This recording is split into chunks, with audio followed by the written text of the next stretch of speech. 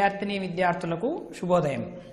ఈనాటి తరగతిలో మనము 8, 9, 10వ తరగతిలో విద్యార్థులకు అత్యంత అవసరము, అత్యంత ప్రాధాన్యము అయినటువంటి ఛందశాస్త్రం అంటే ఏమో, ఛందశాస్త్రం యొక్క అవగాహన విద్యార్థులకు ఎంత అవసరమో అనేటువంటి విషయాన్ని మనం ఈనాటి తరగతిలో పరిశీలించబోతున్నాం. మరి ఛందశాస్త్రము, ఛందస్సు అనగానేమి అంటే ఇక్కడ ఛందస్సు శాస్త్రం మనం జరిగినటువంటి తరగతుల్లో నేర్చుకున్నాం. సందులు నేర్చుకున్నాం, సమాసాలు నేర్చుకున్నాం, మరి వాక్య ప్రయోగాలు నేర్చుకున్నాం, కర్తరి కర్మణి వాక్యాలు నేర్చుకున్నాం, మరి ప్రత్యక్ష పరోక్ష కథనాలు నేర్చుకున్నాం. వీటన్నింటినీ నేర్చుకున్నాం. మరి ఇది కూడా ఒక ముఖ్యమైనటువంటి వ్యాకరణాంశం. అదేమప్ప అంటే ఛందస్సు. ఛందస్సు అంటే ఏమో మొట్టమొదట తెలుసుకోవాలా. ఛందస్సు అనగానేమి? ఇంతకుముందు తరగతుల్లో అంటే 7వ తరగతిలో కానీ 6వ తరగతిలో కానీ 8వ 9వ తరగతుల్లో కానీ మీరు ఏమైనా ఛందస్సు శాస్త్రం గురించి మీ భాషా ఉపాధ్యాయులు ఏమైనా మీకు చెప్పినారా? చెప్పింటే ఎవరైనా చెప్పండి చూద్దాం. మీకు ఎవరికైనా తెలిసిన ఛందస్సు శాస్త్రం అంటే ఏమో చెప్పగలరా? ఛందస్సు శాస్త్రము అంటే ఏమి? ఛందస్సు శాస్త్రము అనగా తెలుపు శాస్త్రమునే ఛందస్సు శాస్త్రము అని అంటారు. Inverted commas end full stop. పద్య లక్షణాలను తెలుపు శాస్త్రమునే ఛందశాస్త్రము అని అంటారు. పద్య లక్షణాలను తెలుపు శాస్త్రమునే ఛందశాస్త్రము అని అంటారు. అండర్లైన్ చేశాను, ఇన్వర్టెడ్ కామాస్లో పెట్టాను. ఒకసారి మీరు గమనించండి. ఛందశాస్త్రము అంటే ఏమంటే పద్య లక్షణాలను తెలియజేసే శాస్త్రమే ఛందశాస్త్రము.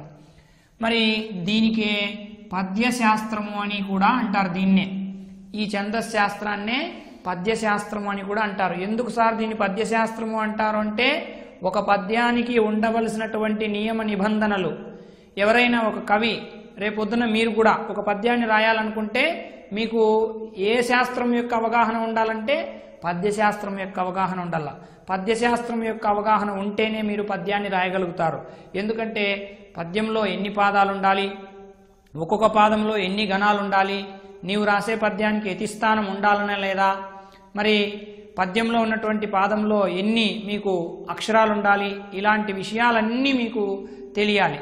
వీటన్నిటినీ తెలుసుకున్న తర్వాత నీవు ఆ పద్యాన్ని ఏ ఛందస్సులో రాయాలనుకుంటున్నావు అంటే, ఉత్పలమాలలో రాయాలనుకుంటున్నావా, చంపకమాల రాయాలనుకుంటున్నావా, మత్తేవం రాయాలనుకుంటున్నావా, శార్దూలం రాయాలనుకుంటున్నావా, కందం రాయాలనుకుంటున్నావా, సీసం రాయాలనుకుంటున్నావా, మత్తకోకిల రాయాలనుకుంటున్నావా, ఇవన్నీ ఏం సార్ అంటే ఇవన్నీ ఛందశాస్త్రంలో ఉన్నటువంటి పద్యాల యొక్క రకాలు. మరి ఇవన్నీ కూడా మనము జరగబోయేటువంటి తరగతుల్లో మనం వీటి గురించి క్షుణ్ణంగా తెలుసుకుంటాము. మొట్టమొదటగా ఇప్పుడు మనం ఛందశాస్త్రం అంటే ఏమో తెలుసుకున్నాం. తర్వాత గణము అనగానేమి? ఛందశాస్త్రం మనం తెలుసుకోవాలంటే అందులో ఉన్నటువంటి విశేషాలు కొన్ని మనం అర్థం చేసుకోవాలి. గణము గురు లఘువుల సమూహముతో ఏర్పడినవి గణములు. ఇవి 3 అక్షరాల గణాలు ఉంటాయి, 2 అక్షరాల గణాలు ఉంటాయి, 4 అక్షరాల గణాలు ఉంటాయి. మళ్ళీ మనము చెప్పుకుంటూ పోతే మనం విషయం తెలుసుకునే కొద్దీ ఇందులో మనకు విషయాలు తెలుస్తాయి. 3 అక్షరాల గణాలు ఎట్లా ఏర్పడతాయి, 4 అక్షరాల గణాలు ఎట్లా ఏర్పడతాయి, 2 అక్షరాల గణాలు ఎట్లా ఏర్పడతాయి అనేటువంటివి మనం తెలుసుకుంటాం. గురు లఘువుల సమూహంతో ఏర్పడేటువంటి వాటిని ఏమంటాము? గణములు అంటాము. గురు లఘువుల సమూహంతో ఏర్పడేటువంటి వాటికి ఏమని పేరంటే గణములు అని పేరు. మరి ఈ ఛందశాస్త్రం పిల్లవాడు మీకు పరీక్షల్లో ఇచ్చినటువంటి పద్యాన్ని గురులఘువులు గుర్తించాలంటే, మరి మీకు పరీక్షల్లో ఇచ్చినటువంటి పద్యము ఏ ఛందస్సుకు చెందిందో తెలుసుకోవాలంటే మీకు ఈ ఛందశాస్త్రం పైన అవగాహన ఉండాలి.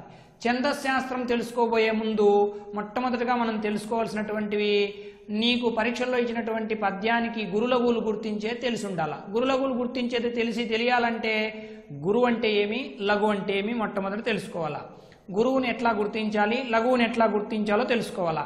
దాన్ని బట్టి నీవు పరీక్షల్లో ఇది ఎట్లా ఇస్తారంటే, ముందు పరీక్షల్లో అంటే పాత సిలబస్ ప్రకారము ఇది ఎట్లా ఉండింది అంటే, ఒక పద్యపాదాన్ని ఇచ్చి ఘన విభజన చేయమనే వాళ్ళు, మరి తర్వాత ఒక పద్యాన్ని ఇచ్చి లక్షణాలు రాయమనే వాళ్ళు. మరి ఇప్పుడు కొత్త సిలబస్లో ఏ విధంగా ఉంది అంటే మరి ఒక పద్య పాదాన్ని ఇచ్చి దాన్ని ఘన విభజన చేయమంటారు, 2 మార్కులు. వాస్తవంగా పని చాలా తగ్గిపోయింది విద్యార్థికి. ఇంతకుముందు అయితే ఒక పద్యాన్ని ఇచ్చి ఘన విభజన చేస్తే 1 మార్కే వస్తుంది. ఇప్పుడు ఒక పద్యాన్ని ఇచ్చి ఘన విభజన చేసేది ఏ పద్యమో గుర్తిస్తే కనుక 2 మార్కులు వేస్తున్నారు. మరి ఇంకొకటి ఏమప్ప అంటే ఛందస్సుకు సంబంధించి ఏదైనా ఒక బిట్ అంటే మీకు తెలుగులో చెప్పాలంటే బహుళ ఐచ్ఛిక ప్రశ్నలు అంటారు. అంటే సమాధానం అక్కడే ఉంటుంది, దాన్ని గుర్తుపెట్టి నువ్వు ఏబిసిలో ఏదో ఒకటి డి, ఏబిసిడి అనేటువంటి ఆప్షన్స్ ఉంటాయి, వాటిలో ఏదో ఒకటి నువ్వు పెట్టాలి. ఇప్పుడు ఉదాహరణకి ఎట్లా అడుగుతారంటే ఉత్పలమాలకు యతిస్థానము ఎంత, ఉత్పలమాలలో యతిస్థానం ఎన్నో అక్షరం అని క్వశ్చన్ వేస్తాడు. కింద ఏ 11, బి 13, సి 10, డి 14 అంటాడు. ఉత్పలమాలకు యతిస్థానం ఎంత 10 కాబట్టి నువ్వు ఆన్సరు ఏ అని పెడతావు. కాబట్టి ఈ విధంగా మనము ఇప్పుడు కొత్త సిలబస్ ప్రకారము ఈ విధంగా ఉందన్నమాట. ముందు ఇవి లేవు, ఇప్పుడు కొత్త సిలబస్లో ఈ పద్ధతి ఉందన్నమాట. ఇది చాలా మీకు సులభం కూడా చెప్పాలంటే. కాబట్టి మొట్టమొదటగా గురు లఘువులు ఏ విధంగా గుర్తించాలో తెలుసుకుందాం. గురువు ఎట్లా ఉంటుంది, లఘువు ఎట్లా ఉంటుంది. మొట్టమొదటిగా చూడండి, దీన్ని ఇక్కడ యు ఆకారంలో ఉంది కదా, యు ఆకారంలో ఉన్నటువంటి దీన్ని మనము గురువు అని పలుకుతున్నాం, అంటే గురువు అని పిలుస్తాం. మరి లఘువు ఐ ఆకారంలో ఉంది కదా, ఐ ఆకారంలో ఉన్నటువంటి దాన్ని ఏమని పిలుస్తున్నాము, లఘువు అని పిలుస్తున్నాం. మరి ఇదేమో ద్విమాత్ర, ద్విమాత్ర మాత్ర కాలమున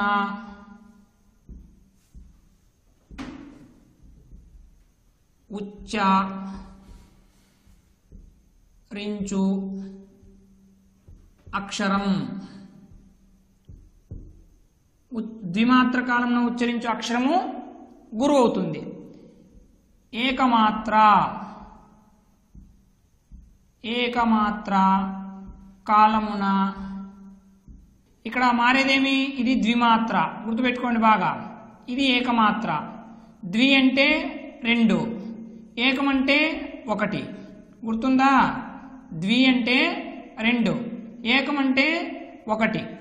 మాత్ర అంటే ఏమి, ఒక్కసారి రెప్పపాటు సమయానికి పట్టేటువంటి కాలాన్ని మాత్ర అంటారు.